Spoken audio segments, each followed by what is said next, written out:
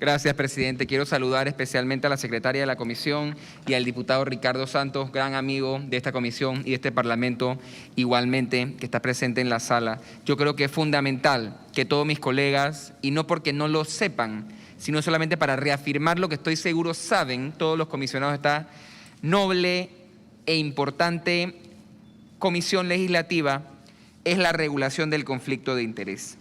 El conflicto de interés no es más que esa situación que hasta el sol de hoy es moral, es ética, en la que nosotros por nuestras condiciones o circunstancias nos vemos con un conflicto interno que nos puede hacer o complicar la toma de decisiones que en este caso, y es importante dejarlo claro, vamos a regular el conflicto de interés en el sector público, porque creemos que las decisiones que pueden afectar o que afectan a más de 4 millones de personas que somos los panameños y panameñas que vivimos en este país, tienen que estar revestidas no solamente de la legalidad que ya les asiste por ley, sino de la mayor transparencia, probidad, honestidad y que den a la ciudadanía la tranquilidad necesaria.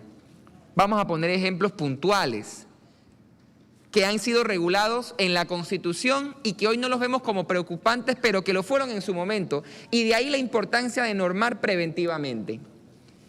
Érase los primeros años de este siglo en el que estamos. Estaba en el segundo o tercer año de su gobierno nuestra primera presidenta, la presidenta Mireya Moscoso. Y en uso de sus facultades legales y constitucionales de la época, porque al final del gobierno, como sabemos, fue modificada la Constitución, ella le toca nombrar por Constitución 2 magistrados de la Corte. Y ella toma la decisión, que en el momento podía, de nombrar a un muy cercano ministro de Estado y a un muy cercano diputado de la República. Yo creo que los casos y los nombres están de más, porque debemos conocer muy bien la historia. Esa situación en el momento causó revuelo, causó dudas, causó preocupación, causó debates como los que se han dado muchas veces en esta asamblea. Pero la historia está allí y los magistrados fueron magistrados. La Constitución lo permitía. Hoy todos debemos saber que la Constitución lo prohíbe, porque nuestros constituyentes de la época, que fueron precisamente los diputados, dijeron que esa era una circunstancia que creaba y se prestaba para un conflicto de interés. Porque yo estoy insertando a mi buen amigo en un puesto en el que tiene que ser un árbitro imparcial de cosas en las que inclusive yo me puedo ver envuelto. Porque como ser humano sí, soy presidente de la República, pero mañana puedo ser querellado, mañana puedo ser yo víctima de un delito, mañana puedo arrancar un litigio civil, yo puedo ser imputado o llamado por la sala tercera por acciones que yo cometo, etcétera, etcétera, etcétera. Los diputados en el 2003-2004, lo que conocieron como el Pacto Mima, decidieron que eso sacaron la Constitución y cortar ese conflicto de interés de raíz. Mismos sucesos se han dado para blindar, en algunos casos, las juntas directivas de algunas entidades estatales. Por ejemplo, el director o gerente, mejor dicho, de la zona libre de Colón no puede ser alguien que sea dueño de una empresa que trabaja en la zona libre de Colón.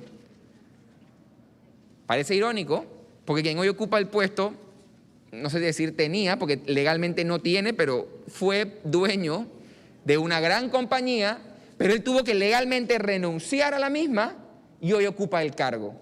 Se blinda el Estado, porque un interesado no puede tomar decisión. ¿Cuál es la base fundamental entonces, colegas, de esta discusión? No podemos tener a alguien, y no quiero decir juzgando, sino decidiendo, siendo juez y parte. Yo les pongo un caso reciente, y lo digo aquí con la misma claridad que lo dije cuando tuve la oportunidad en la Comisión de Credenciales. No crean que yo digo las cosas de que por atrás, no. La hoy directora del ARAP trabaja y es dueña de una firma de abogados que ha tramitado temas con la AMP en toda la historia. Ahora ella es directora del ARAP.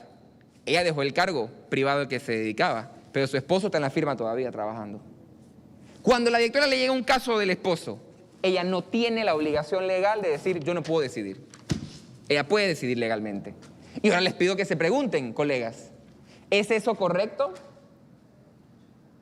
Sin querer pensar mal de la directora, si fuéramos la parte contraria en el litigio o en el proceso, ¿nos sentiríamos cómodos de que el esposo o la esposa de la persona con la que estoy peleando, legalmente hablando, pueda decidir? Unas normas que no conocemos como conflicto de interés, pero que vienen a encerrarlo. Mi amiga, la colega Cano, las conoce muy bien. Son las normas de recusación e impedimento que dice el Código Judicial. Algunas que están vetustas, por supuesto, pero los jueces, los fiscales, inclusive los defensores de oficio, no pueden en algunas circunstancias participar como jueces. La ley del Código Judicial es tan antiguo que inclusive habla de cuando son miembros de la misma sociedad secreta. ¿Cómo tú acreditas que alguien es miembro de una sociedad secreta? Si se han sentado en la mesa a comer, no puede ser juez de mi causa. Está regulado.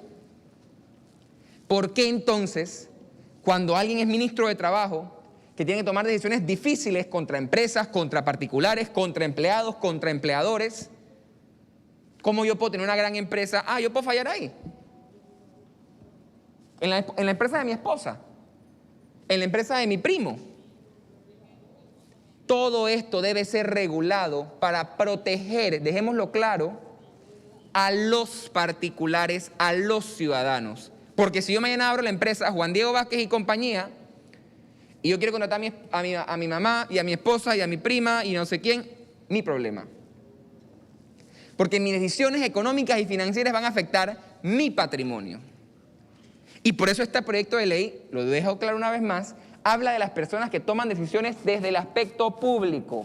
Los ministros, viceministros, directores, secretarios, gerentes, dignatarios, junta directiva de altas esferas.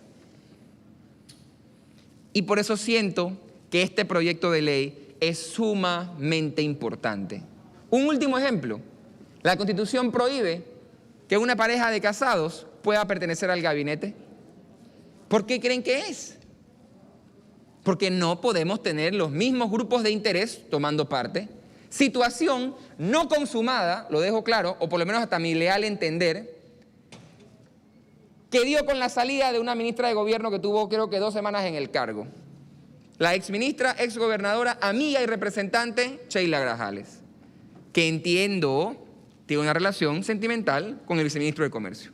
No están casados, pero el conflicto de interés, el presidente le dijo, Sheila, gracias, pero no gracias. A mí me parece correcta la decisión del presidente. Ella legalmente podía hacerlo, pero ahora nos preguntamos, ¿les parece bien? 2 ministros no pueden, pero un ministro y un viceministro sí puede. Todo esto tenemos que revisarlo para poder asegurar que haya transparencia, seriedad y de parte del ciudadano confianza. Oye, que ese señor a mí me inspira confianza. Él no está metido con nadie en el proceso. Él va a decidir lo correcto. Él va a decidir lo legal. Él va a decidir lo que tiene que decidir, ni más ni menos. Entonces, presidente de la comisión, respetados comisionados, esta norma, con sus propuestas de modificación que vienen a enriquecer y a mejorar el proyecto, y seguramente pueden surgir otras en esta discusión, lo que busca es plantearle al Estado un límite, pero un límite propositivo y constructivo que proteja sus intereses.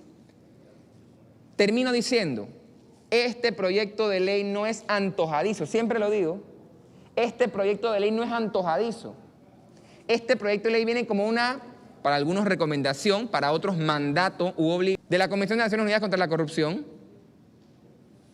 de la Convención Interamericana contra la Corrupción y de una serie de normas que Panamá ha ratificado y que tienden a permitir que el Estado funcione mejor, más transparente. Y no se creen las dudas como en las que ayer estaba sumido el país. ¿Por qué tenemos que tener en la cabeza la pregunta de que si un viceministro puede nombrar o no, o si nombró o no nombró a la hija de gobernadora? ¿Por qué tenemos que entrar en eso? Es lo que decía yo al periodista. Y yo no tengo duda del trabajo que pueda hacer la licenciada García. Pero ¿por qué tenemos que estar en esa discusión? No puede ella decir, ¿sabes qué? En verdad no lo voy a hacer. Porque mi papá no firma el nombramiento, pero él está hablando al presidente al oído. Entonces, todas estas cosas tenemos que asegurar se minimicen o mejor aún se reduzcan para que este Estado no solamente ande mejor, sino que sea bien visto. ¿Por qué? Ese famoso dicho, un poco sexista, pero que yo creo que se encaja en lo que planteamos el día de hoy, la esposa del César tiene que serlo y parecerlo. Entonces usted debe ser independiente, pero además, independiente de criterio, pero además tiene que parecer independiente. Gracias, presidente.